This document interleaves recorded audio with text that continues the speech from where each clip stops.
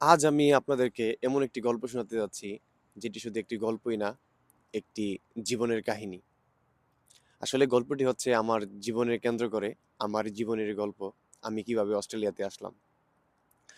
চলুন শুরু থেকেই শুরু করি।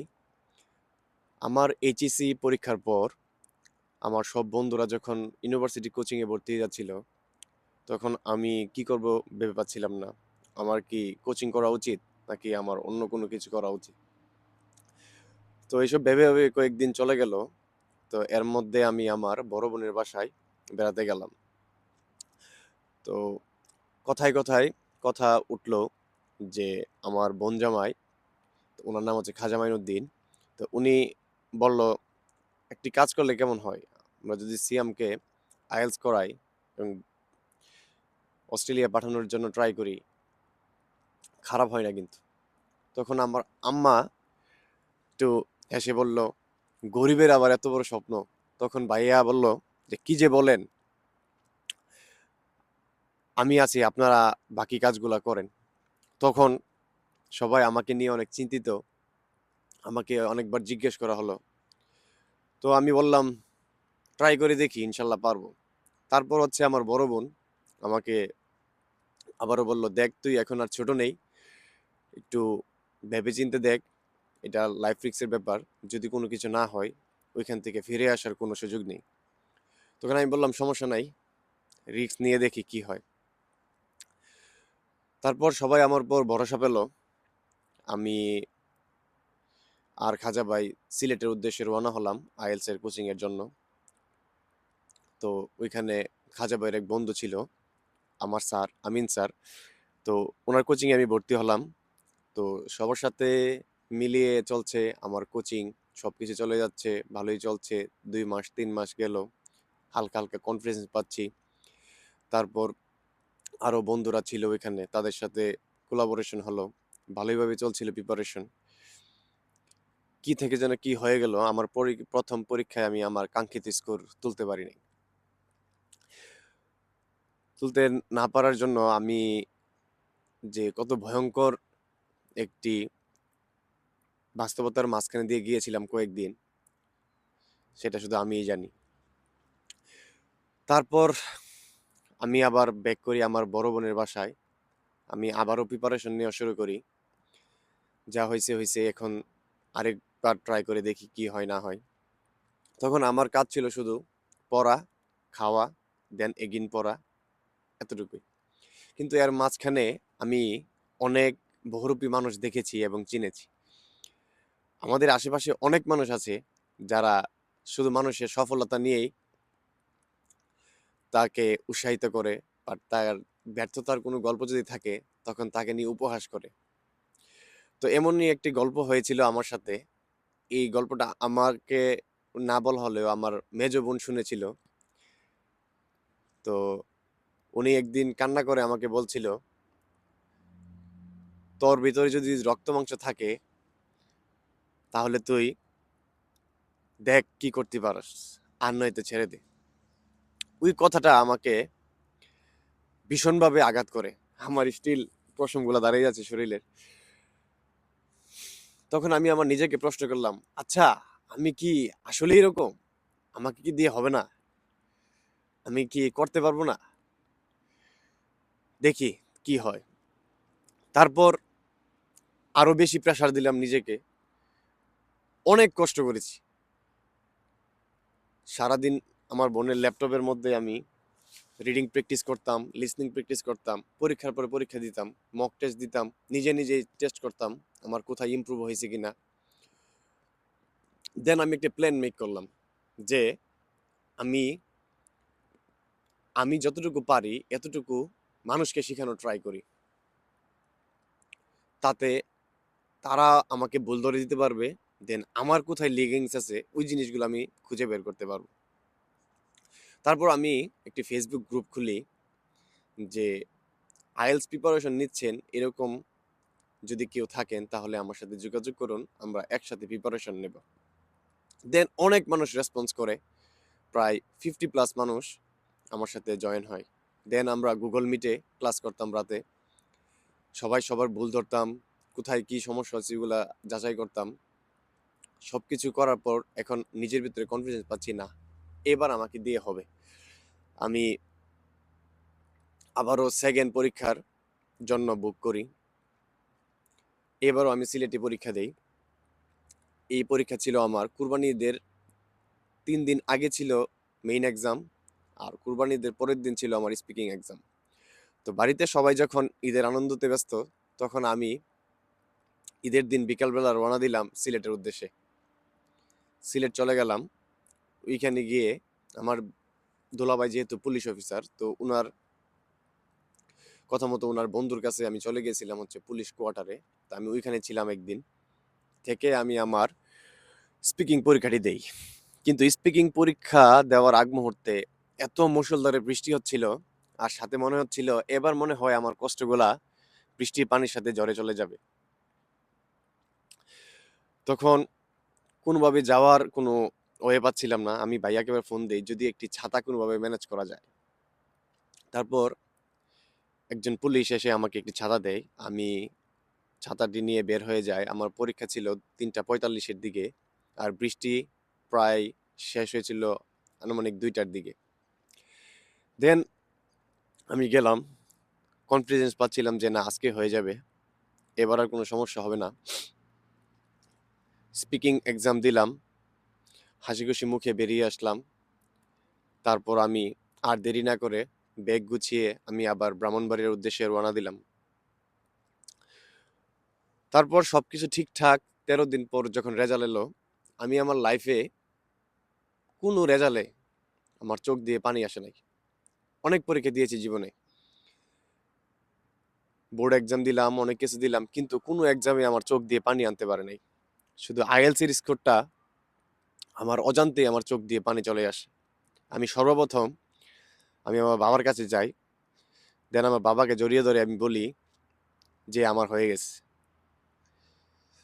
দেন আমার আম্মা ছিল, আম্মা আম্মার আঁচল দিয়ে আমার চোখের পানিগুলো মুছে দিছিল।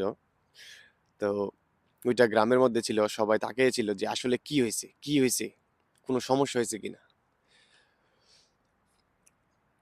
বললো না কোনো সমস্যা নেই, এটা খুশির সংবাদ। দেন আমি আমার বড় বোনকে ফোন দিলাম। অনেক খুশি হয়েছে উনি, অনেক। তিনি সাথে সাথে বলল তোর ভাইয়ারে ফোন দেয়। আমি বলছি আমি আমার ভাইয়ারে ফোন দিছি প্রথমেই। ফোন দিয়ে আমি জানাইছি সবকিছু। তারপর শুরু হলো আসল যুদ্ধ। এখন হচ্ছে এজেন্সি সিলেক্ট করা, বাকি সবকিছু। আমি প্রথম যে এজেন্সি সিলেক্ট করি, ওইটা থেকে আমি ফেডারেশন ইউনিভার্সিটিতে অ্যাপ্লাই করছিলাম। তো আমার 4 দিনের মধ্যে অফার লেটার চলে আসছিল, কিন্তু তারা বলল আমার বয়স 21 বছরের বেশি হওয়ার কারণে তারা এখন আমার জিটি ক্লিয়ার করবে না। তারপর আরেক হতাশা চলে আসলো। আবার খোঁজাখুঁজির পর আরেকটি এজেন্সির মাধ্যমে আমরা আশ্বস্ত হই যে না, ইউনিভার্সিটি অফ তাসমানিয়াতে আমি যদি অ্যাপ্লাই করি তাহলে তারা হয়তো আমার ফাইল জমা নিবে। তো তারপর ইউনিভার্সিটি অফ তাসমানিয়াতে অ্যাপ্লাই করি। অফার লেটার আসে না। অনেক দিন ওয়েট করতেছি, প্রায় 1 মাসের মতো সময় লাগছিল অফার লেটার আসতে।